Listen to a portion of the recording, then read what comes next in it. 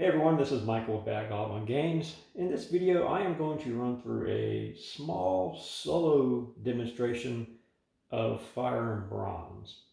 Now the table I'm using here is smaller than what we would typically use. This is what we use for demonstrations at conventions to which we attend. So this is just a little 2x2 table space that we created. Most games are going to be played on a 3x4 or 4x4. We actually do a lot of our games that we host at conventions on 4x6, just because we tend to have more than one player per side. So we'll typically have two, maybe even three players per side. So we'll often use like a 4x6 table for those situations. So again, a little bit smaller than what we would normally have. And what that's really going to mean is the action is going to start taking place probably turn one. So I don't know how many turns I'm going to do. Well, probably just two, maybe three, just depending upon what we can show. For the Hittites, we have one heavy chariot.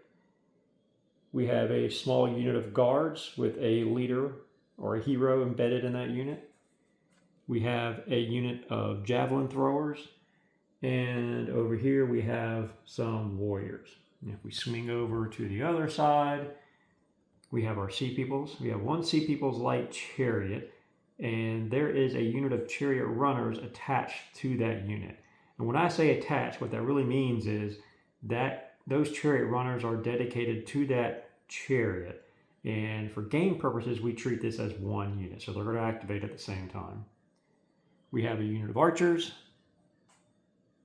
a unit of slingers, and then we have some warriors with a hero inside that unit. We're going to get started with turn one. The first thing we do at the beginning of every turn is generate our activation pool. The activation pool consists of tokens that you will use to activate your units as the game or as the turn progresses.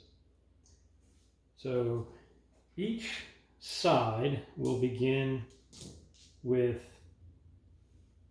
2 tokens. To that, we are going to add 1 token per unit in play at the start of the turn. So since each side here has 4 units, they're going to start with 4 additional tokens for a total of 6 tokens at the beginning of the turn. 6 activation tokens at the beginning of this turn. Next up, we are going to determine who goes first, which player goes first. Each player is going to roll 2 dice. Those dice are going to be their initiative for the turn. So each player is going to roll 2 dice, and they're going to select one of those to be their initiative. The player with the lowest number will go first. The other player will receive an extra activation token for this turn. All right, so I'm going to roll 2 dice for the Sea Peoples. They rolled a 1 and a 3. I'm going to roll 2 dice for the Hittites. They rolled a 7 and a 3. So again, if you want to improve your odds of going first, you're going to select the lower number. If it is more important to you to have the extra activation token, then you are going to select your higher number. So I'm just going to select a 1 for the Sea Peoples, and it doesn't really matter for the Hittites, a 3. So that means that the Sea Peoples will go first, and the Hittites will get an extra activation token for the turn. Now I'm going to select a unit over here with the Sea Peoples to activate. Now, to activate that unit, I'm going to allocate activation tokens. If I allocate 1 token, then I'm rolling 1 dice, and what I'm rolling against is the unit's activation attribute. I need to roll equal to or lower than that number to activate. The archers, and that's what I'm going to activate here, the archers have an activation of 6, so I'll need to roll 6 or less. If I allocate 2 tokens, then I'm going to roll 2 dice for the attempt. I can allocate up to 3. Just the more I allocate, the better the odds of successfully activating this unit.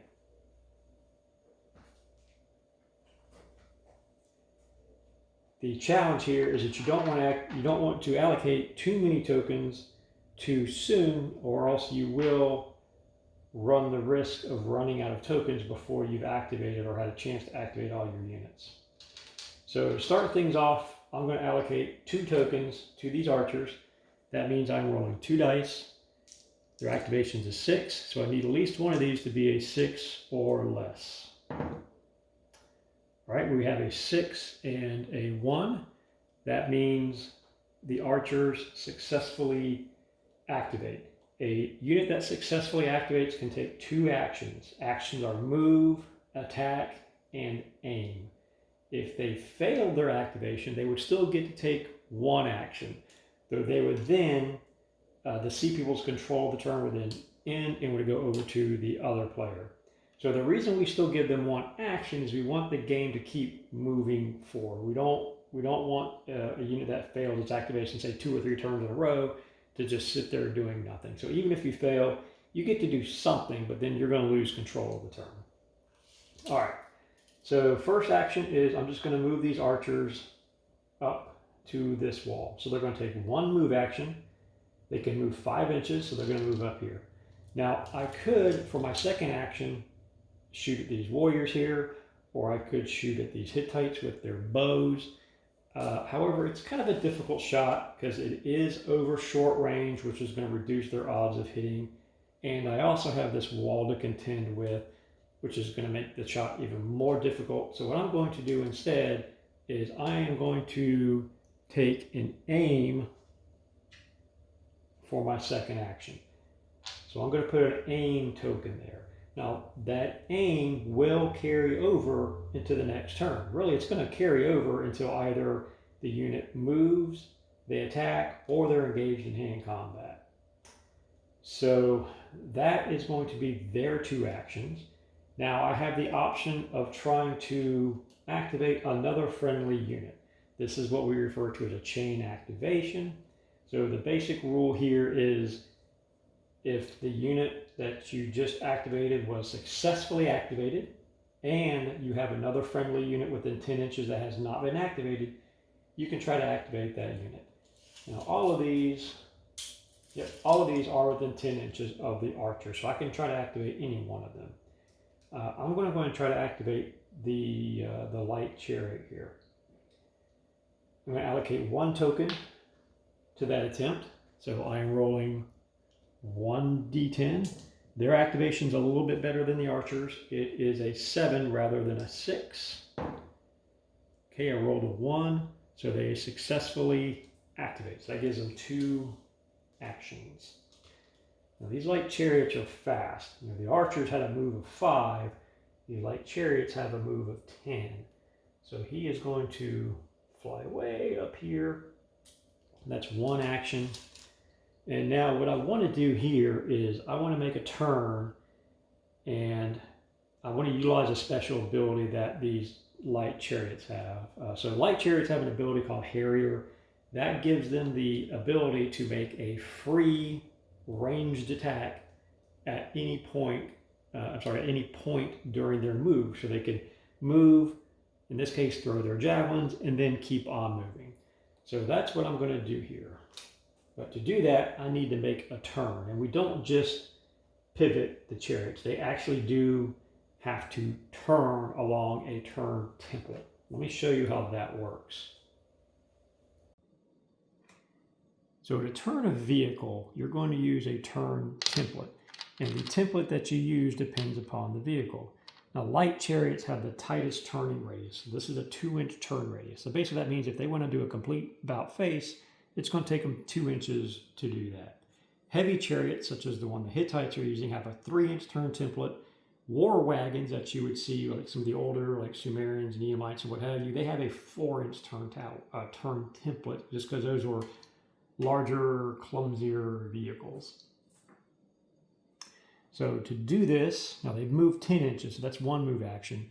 They're going to take their second, so that's 1 inch. And I am going to pause their movement right there to use that Harrier ability to throw their javelins into this unit. So as I said, that the Harrier, it's a free attack. So they're going to take, it gives them 2 attacks, and it is an aimed attack. The reason for that is there's 2 people in this chariot. One is driving the chariot. The other, his only responsibility is finding somebody, finding an enemy, and trying to hit them with their javelin. So he has the ability to take his time to aim, better to range his target, whatever. So he's going to make 2 attacks, and this is an aimed attack. His missile attack is a 7. That means we need a 7 or less to hit. With the aim, it's going to increase it by 1, so it's going to go to an 8 or less. So he's going to make 2 attacks at an 8 or less on these warriors. Okay, well, I got 1 out of that. I got a 10 and an 8. So the 10 is a miss, the 8 is a hit. So now we have to make 1 save for these warriors. They have a save of 7. However, these javelins at short range hit the hardest of just about any weapon in the game. So it's going to reduce the save of these warriors from a 7 down to a 5. So I got 1 save at a 5 or less. 2. Okay, so they saved. No big deal. They took the brunt of that javelin throw, and they just kept on going. So now I can continue moving my light chariot. Now this probably wasn't the smartest move, running this chariot along here, but I'm doing this because I kind of want to show you some of the mechanics of the game. One thing that's important here is to keep in mind your chariot runners. So the chariot runners, their only real responsibility is to protect this light chariot.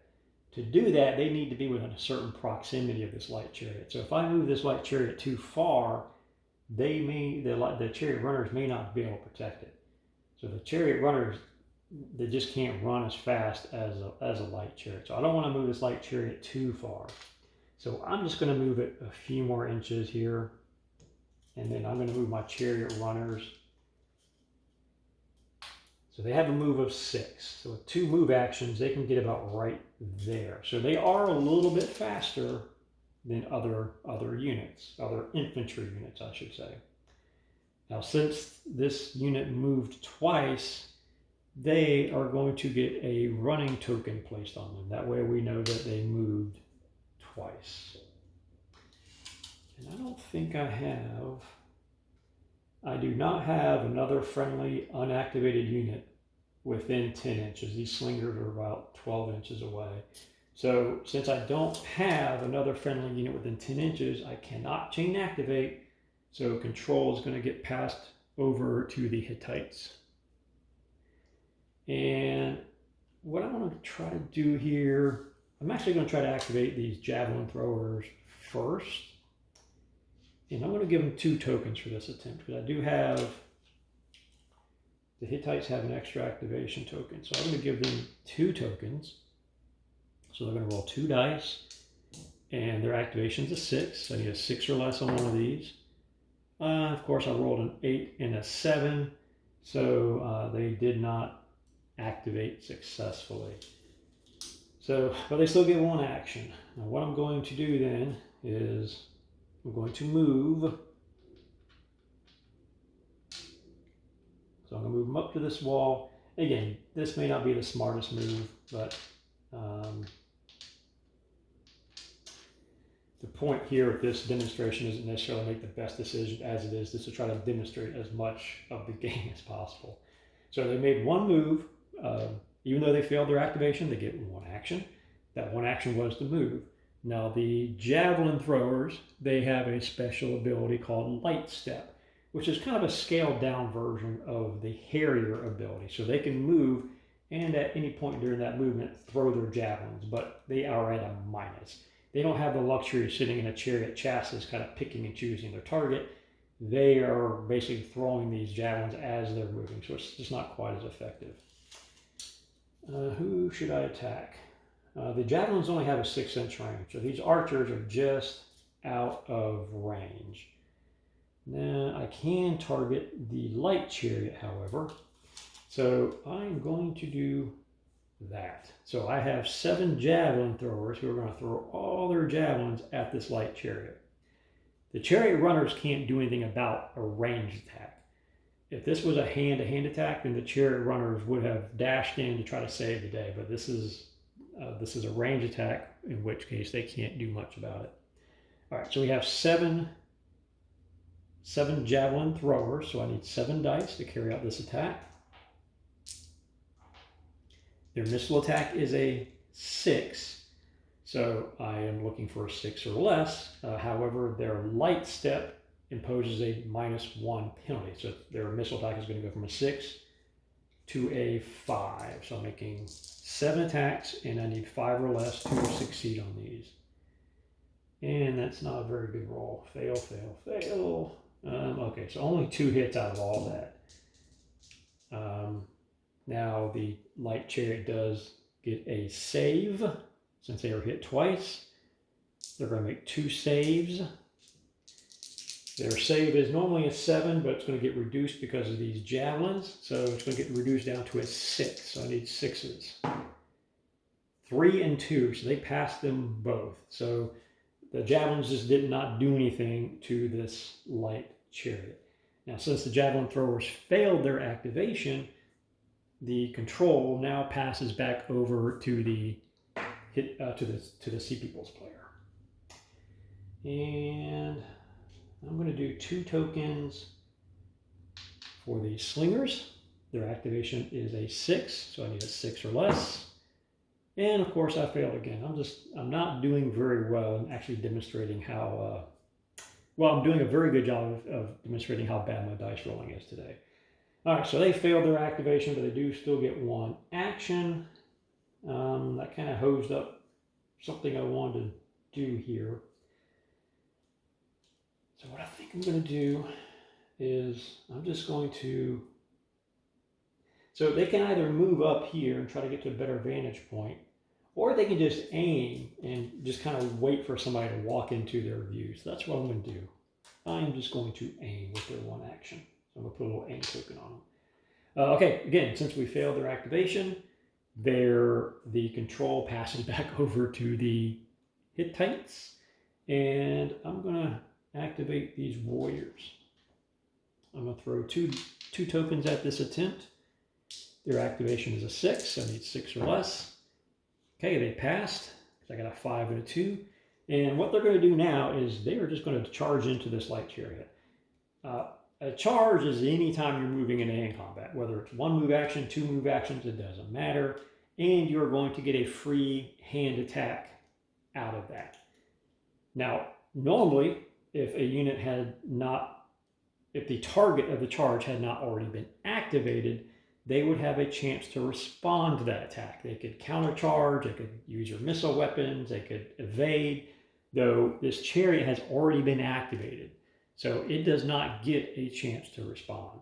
So if this was just about any other unit, these warriors would move in and just bash the chariot to pieces. However, we have our chariot runners here. So the way the chariot runners work is they have a defender ability. If they are within 5 inches of the chariot or the vehicle to which they are responsible, they can automatically move in to intercept these warriors. They can do that regardless of the activation status. So even though this light chariot unit has already been activated, the chariot runners still move in to intercept these warriors. And that's a counter charge. And now we're going to do a simultaneous hand combat between these Hittite warriors and these Sea People's chariot runners. Since it's a simultaneous combat, it doesn't really matter which one attacks first. I'm just going to go and do the Hittites first. We have 7 models, so I need 7 dice. The way we calculate the target number to hit in combat is you look at the defender's hand defense. The chariot runners have a hand defense of 5. Then we look at the attacker's hand attack. The warriors have a hand attack of +1. So we do the hand defense of 5 +1 from the hand attack of the Hittite warriors. That gives us a total of 6. So the warriors need a 6 or less to hit the chariot runners. So here's my attack. Fail, fail, fail, fail. So we've got 4 successes out of that. I have a 1, 3, and a 4. So we have 3 successes out of that, a 1, 3, and a 4. So I need 3 saves for the chariot runners. Their save is a 7. So every roll that's a 7 or less will save a model. There we go, a 1, and a 5. So they all saved. Now the chariot runners will attack back. The chariot runners are a little bit better in hand combat. The reasoning there is these chariots were very expensive items to have on the battlefield. You have multiple riders, you have multiple horses, a very expensive chassis. So you want to put your better warriors in charge of protecting them. So the hand defense of these Hittite warriors is a 5. The chariot runners have a hand attack of +2. So 5 + 2, that gives us a 7. So 7 or less for the chariot runners to hit. All right, all 4 of them, 3, 4, 6, and 7. Okay, so that's 4 hits.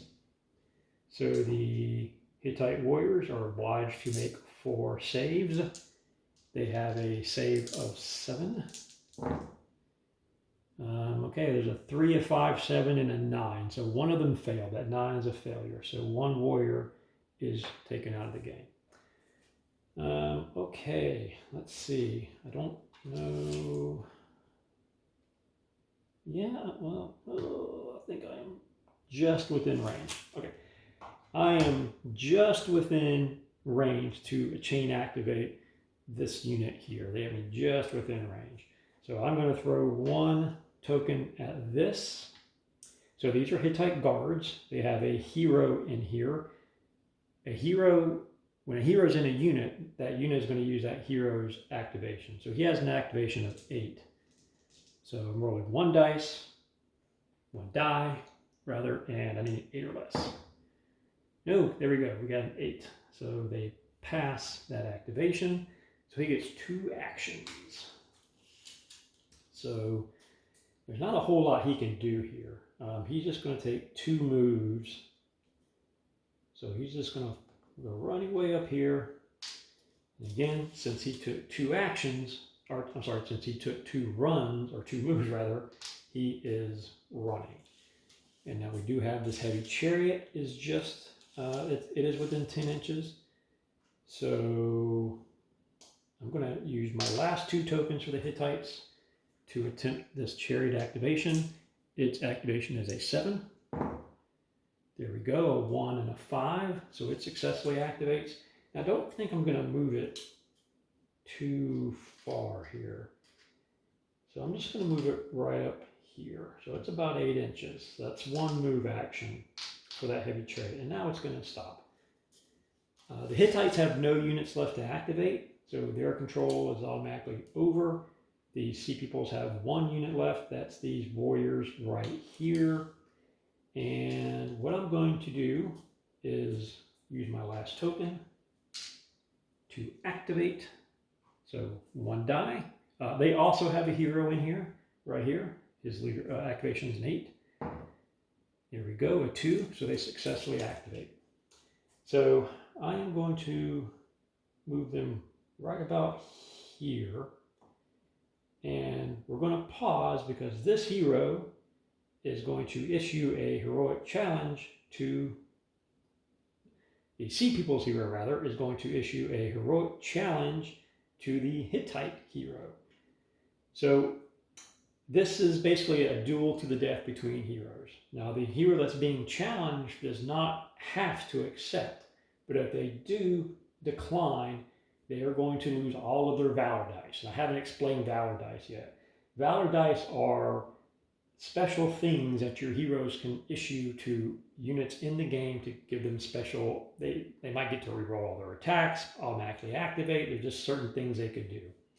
So if a hero declines that challenge, they are going to lose all of their Valor dice. So in this case, we're just going to accept. So when that happens, these 2 heroes step out of their respective units. and they are going to fight an immediate duel to the death. We have a couple of mechanics in place to make these heroic challenges not just a simple matter of one hero rolls their attack, the other rolls their saves, and he rolls their attack, his attacks, and then the other hero rolls their saves. So it's not just a back and forth of attacking and saving, because that's really boring. So we have a couple of mechanics in place to try to make these combats a little more dynamic, a little more exciting. The first is this momentum tracker. So you can see it's labeled 1 through 5. Heroes are going to start at spot 0, so they're not even on the momentum tracker.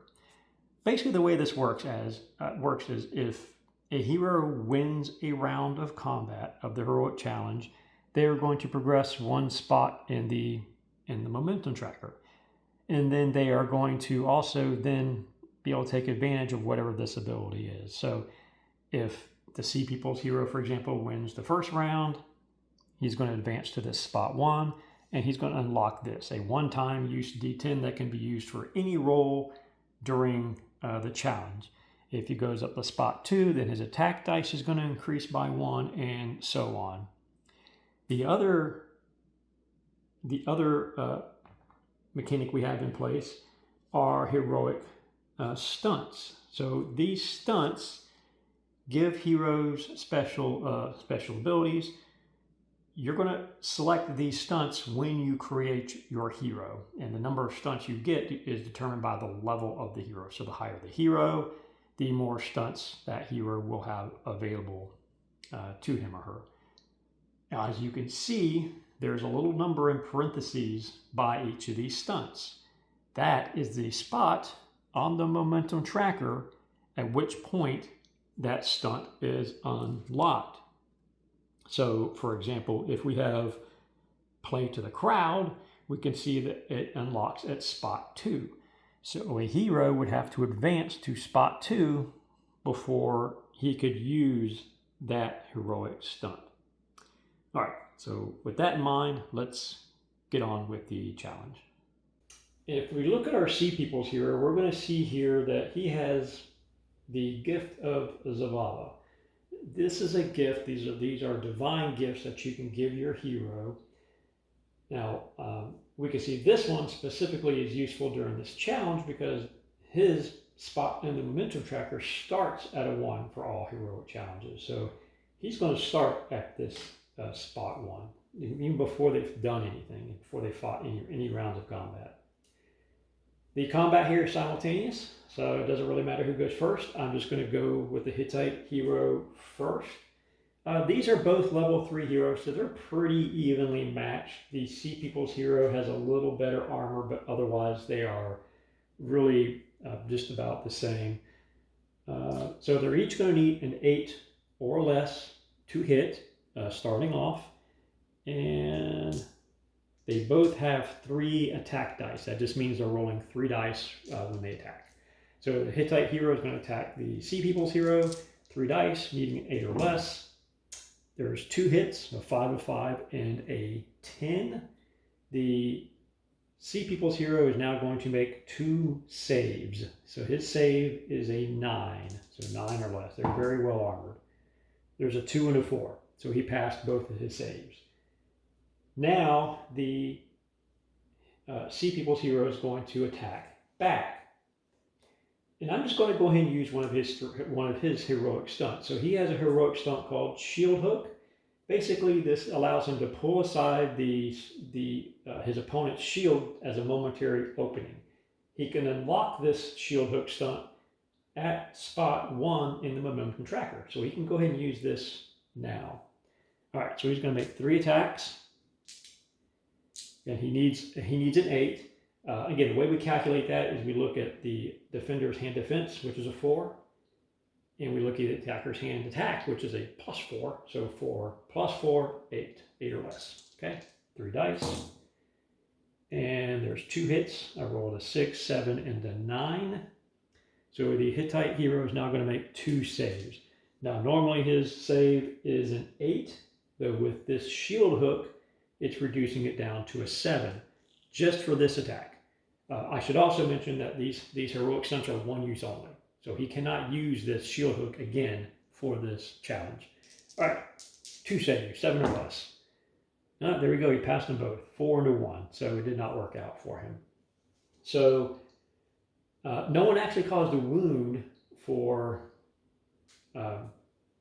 this first round. So what we're looking at here is we need to basically see who won the round. We look at number of wounds caused, which was 0. We look at if you have nearby units that are not engaged, they give bonuses. So if you have at least one friendly unengaged unit within 5 inches, they get a bonus to that. So basically think of it like that unit is cheering on their hero. They both have that, so it's just, they both get a 1 there. So it's just a tie. And in the case of a tie, both their spots advance by 1 in the momentum tracker. So that's going to put the Hittite hero at 1 at spot 1, and it's going to put the Sea People's hero at spot 2 in his heroic, his momentum tracker. So now the Sea People's hero gets an additional attack dice. All right, so we're going to go on to turn 2 of this heroic challenge. Now, starting with turn 2, saves get reduced by 1 per turn. So they're each of their saves now is going to be reduced by 1, and the next turn is going to be reduced by another 1, and so on. All right, let's go with our Hittite hero first. 3 dice, and he's actually going to go ahead and use his one-time D10 now as an attack dice. So he's going to add another attack dice here. So he's get 4 dice, looking for 8 or less. Ooh, 4 hits. Okay, so now the Hittite hero, the Sea People's hero needs 4 saves, and he's going to need, his save was a 9, but since we're in the second round of combat, it goes down to an 8. So 8 or less, this could be dicey. Okay, he took a wound. He failed one of those, so he's taking 1 wound. And I'm just going to put this little token here to show that he's taking a wound. But they each have 3 wounds, so they can take a little bit of damage.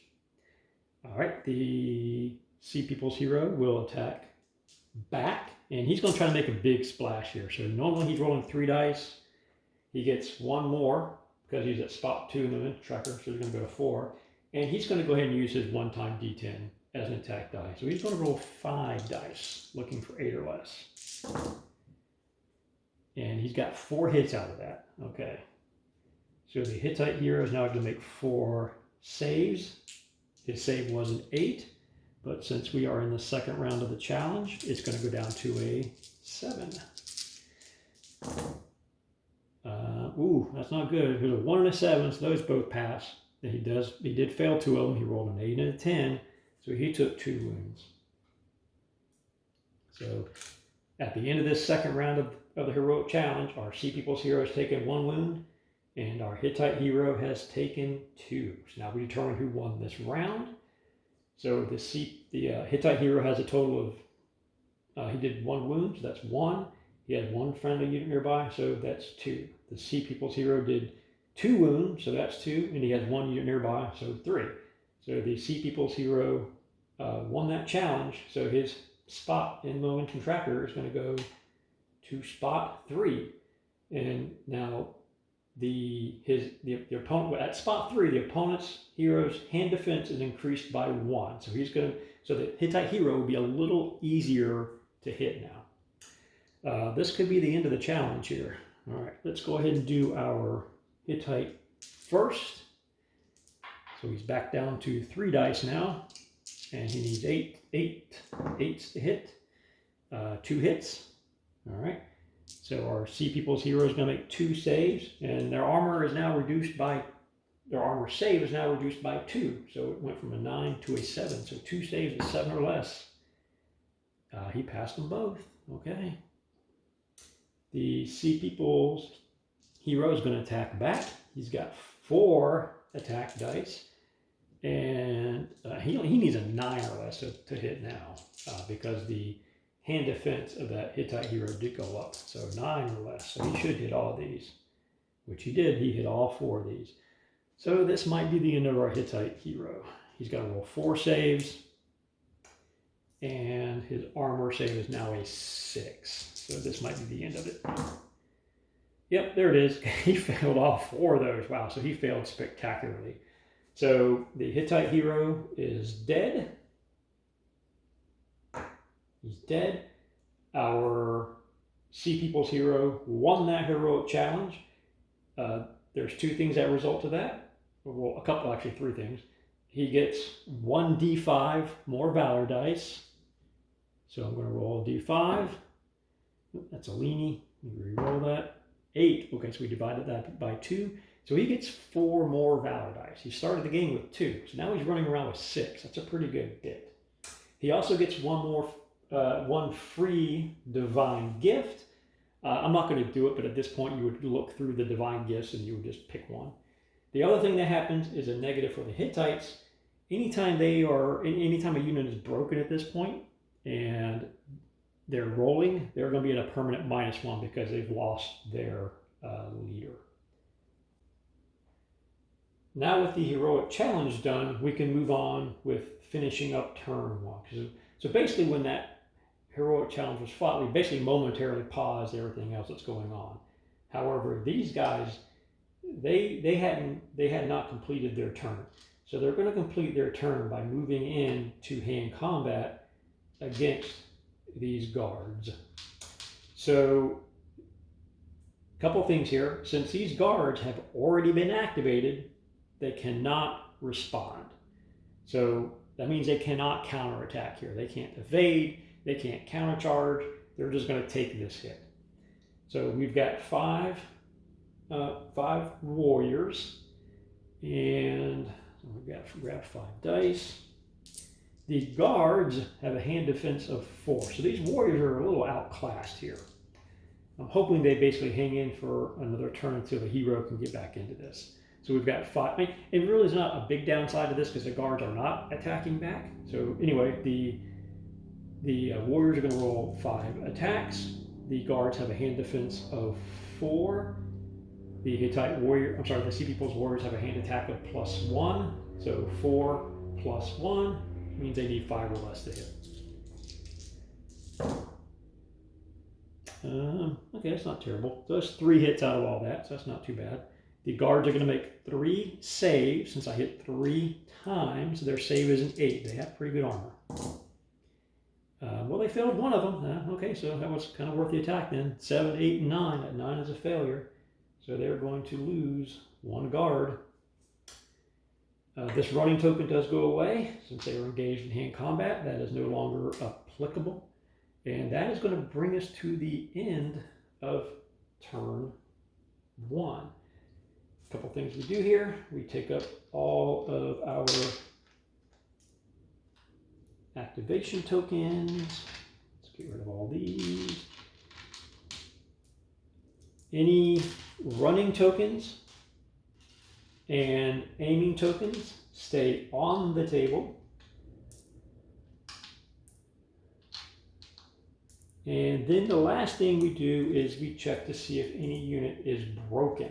The unit is broken if they have lost at least 50% of their starting strength. We have not done that. None of these units have lost that much yet, so we have no one broken. So that's going to end turn 1. We're going to pick up turn 2, and this might be the last turn. We'll see what happens here. So first thing I need to do is put together our activation pools. So again, I start at 2 tokens, +1 for each unit in play. The only thing that's changed here is with the Sea People's Chariot and Chariot Runners. Since the Chariot Runners are engaged in hand combat, we now treat that as a separate unit. Now, if they actually win this combat, they will reattach to the Chariot, but for right now, they are treated as a separate unit. So the Sea Peoples are going to get 1 more activation token for this turn. So the Sea Peoples are going to have 7, Hittites are going to have 6. Let's go ahead and roll our initiative.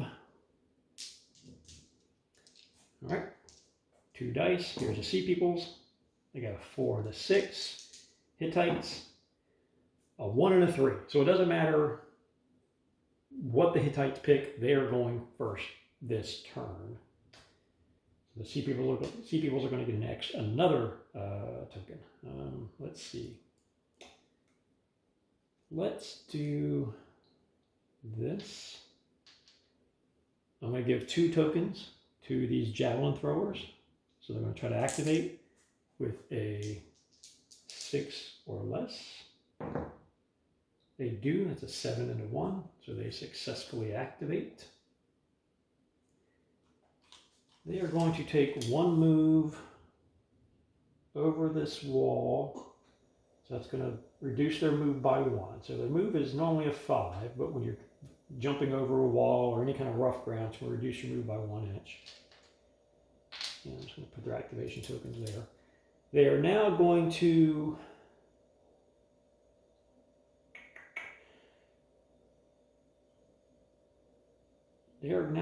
use, let's see, they're going to use light. Well, if they move over there, they're going to be at long range if they do that. They're just going to make an attack from here, and it's not going to be a light step. It's just going to be a normal attack.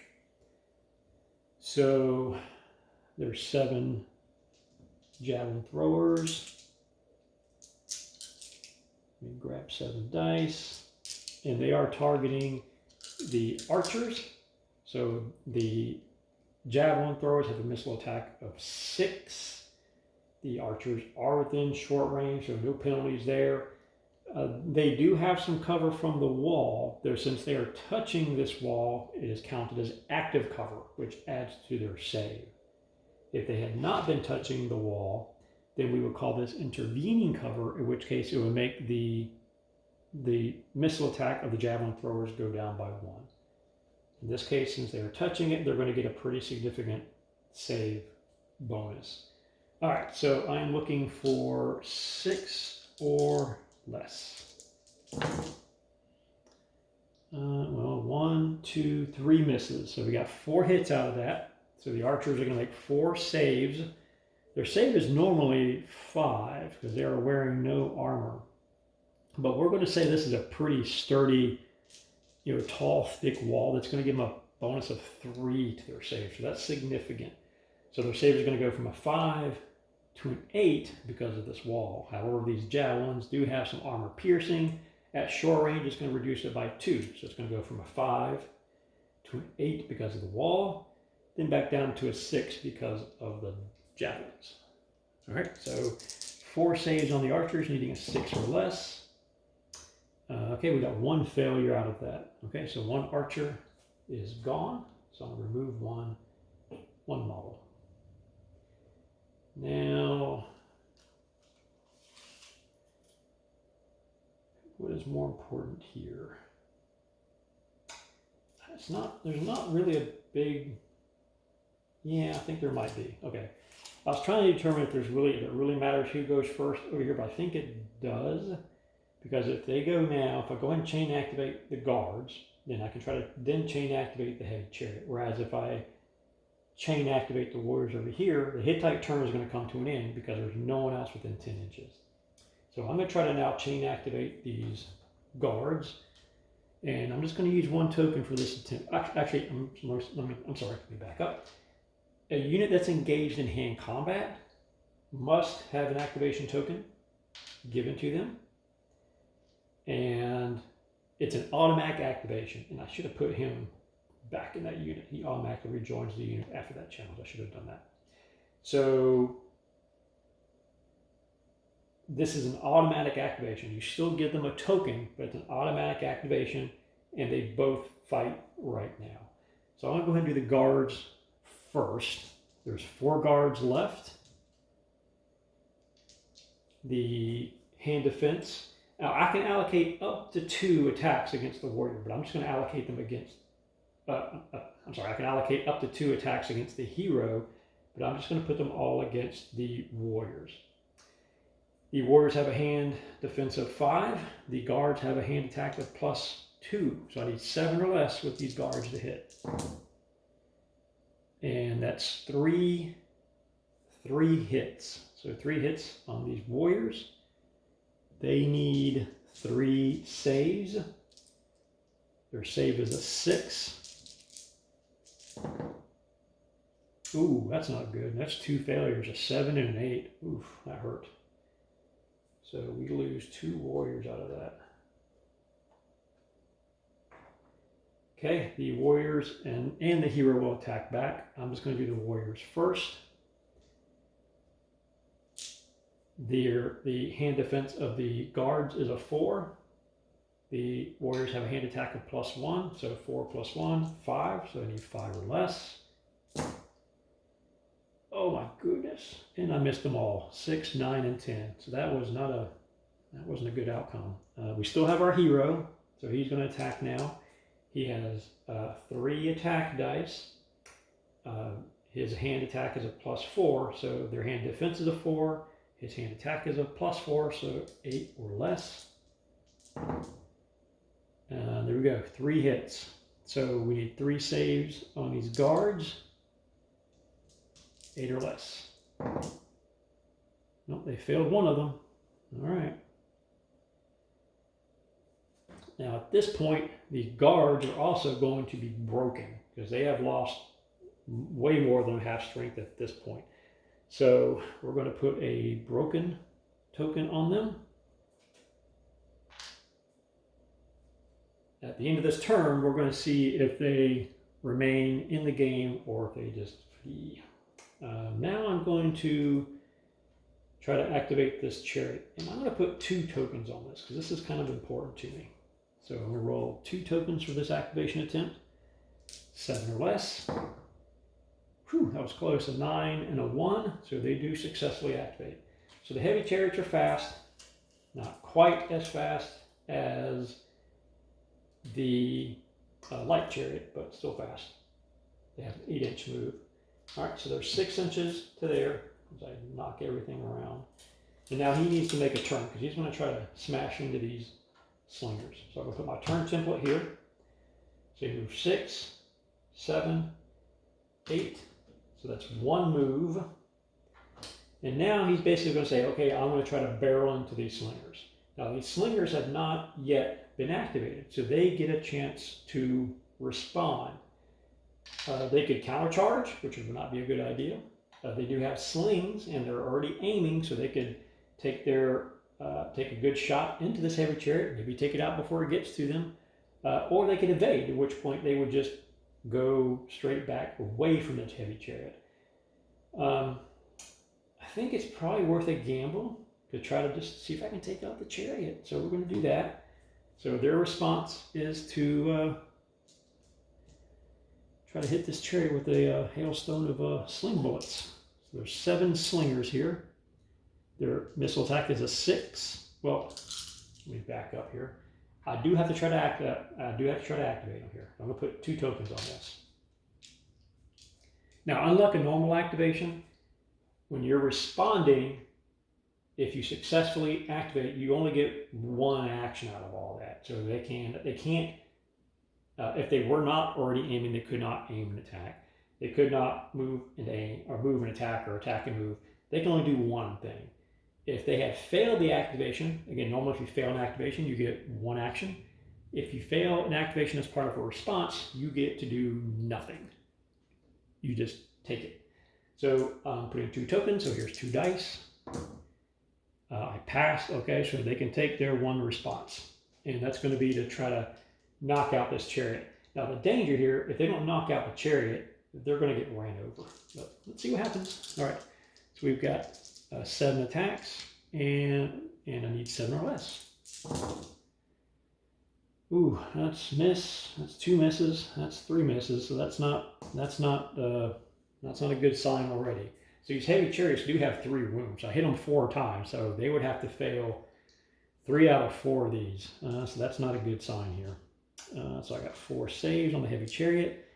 He has a save of 7 at short range, though it is going to be reduced down to a 6. So he needs 6 or less.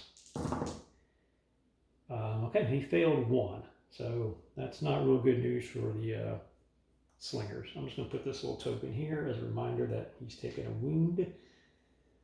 So he's taken 1. He has 3 total. So he's now going to keep on going, and there's nothing these slingers can do about it. So he's moved. He's got like I think 6 inches left, if I remember. So he's basically going to hit this unit, do what's called a run them down attack, and then he's just going to pop out on the other side. So I'm going to move this stuff out of the way. Actually, that aiming is gone. And he's just going to pop out on the other side. So he's not going to end his movement in the middle of the unit. So he's going to pop out right there, which may not be a good spot either because we got these archers right here. So run them down. The way that works is you're going to roll a d5. That is the number of automatic hits you are inflicting on this unit. So it's not how many attacks you're going to make, it's how many hits you're going to do. Now the Hittites are a little bit better with their heavy chariots. So instead of a d5, it's d5 plus 1. So let's see what I get. Oh, that's a lousy roll.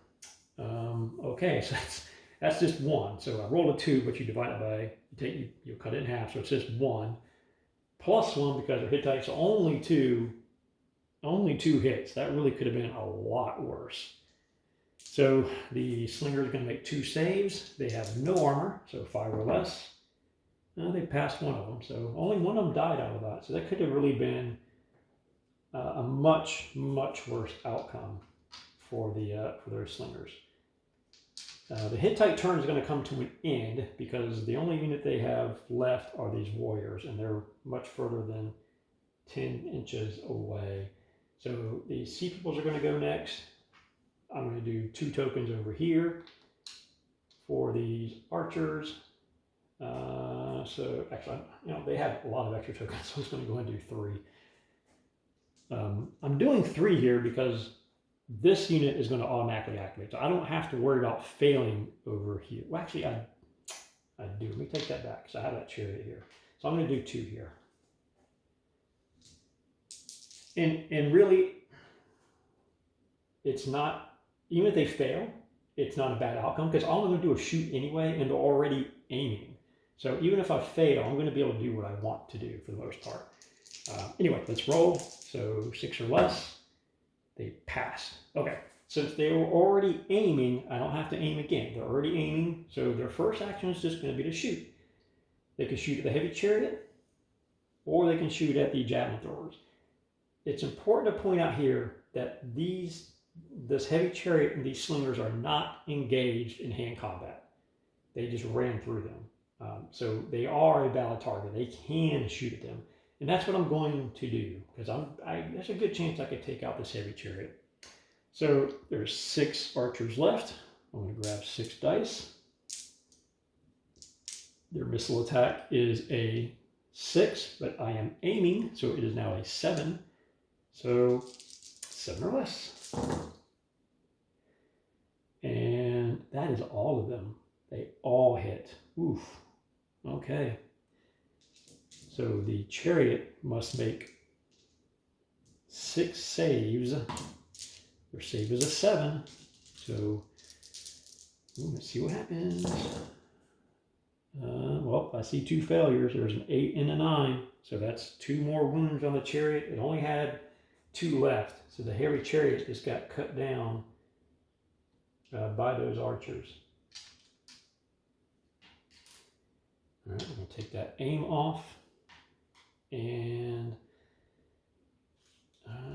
we have the light chariot here. That's within 10. So I'm going to go ahead and put a token over here. And how close am I? There's really only one valid target at this point, and that's the javelin throwers. I can't throw here because they're engaged in hand combat.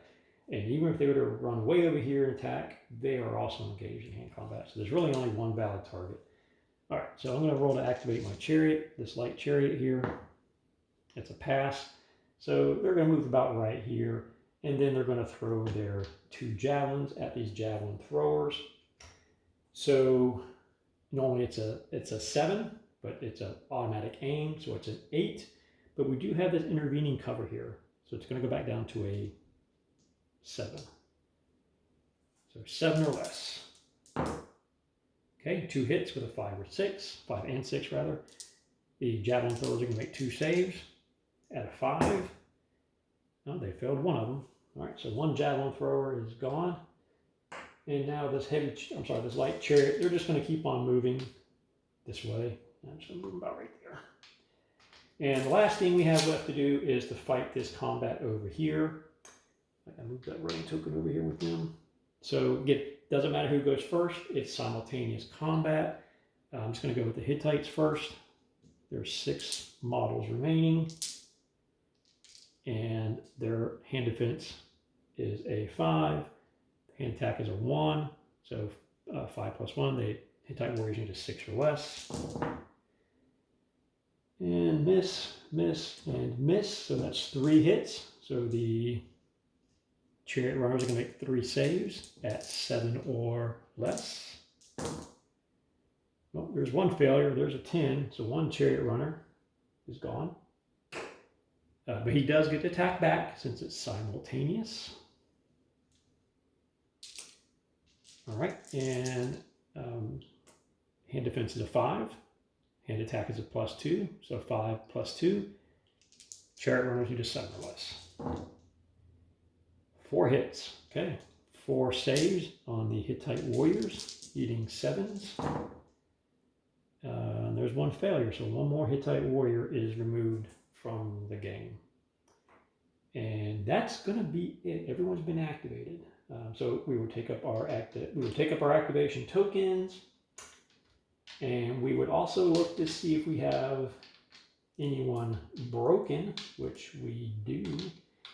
We have these guards here are broken. So let's walk through that. When a unit is broken, they are going to roll a check, basically it's a valor check, just to see if they stay in the game. You're going to start with 1 die per model. So from over here. So there's 3 models left, so they would roll 3 dice. However, they are engaged in hand combat, which is a penalty of 1. And they're, the leader of this war band was killed, because he was killed in that heroic challenge. It's another penalty of 1. So they're only rolling 1 die. They need a 5 or less to pass this. Ooh, they're gone, 7. So they would be picked up off the table. If they had passed, they would stay in the game, though they would be at minuses to hit and defense and stuff like that. But since they failed, this unit is just picked up and removed from the game entirely. So we're going to call it there. I think this is probably going to be a pretty decisive Sea People's victory at this point. The Hittites really took a big beating here. They lost their warband hero, their leader in a heroic challenge. They just lost their guards. Their heavy chariot got taken out. Yeah, so they're in a rough spot. So I think this would definitely be a Sea People's victory. All right, well, if you have any questions, thoughts, comments, let us know below. Thank you.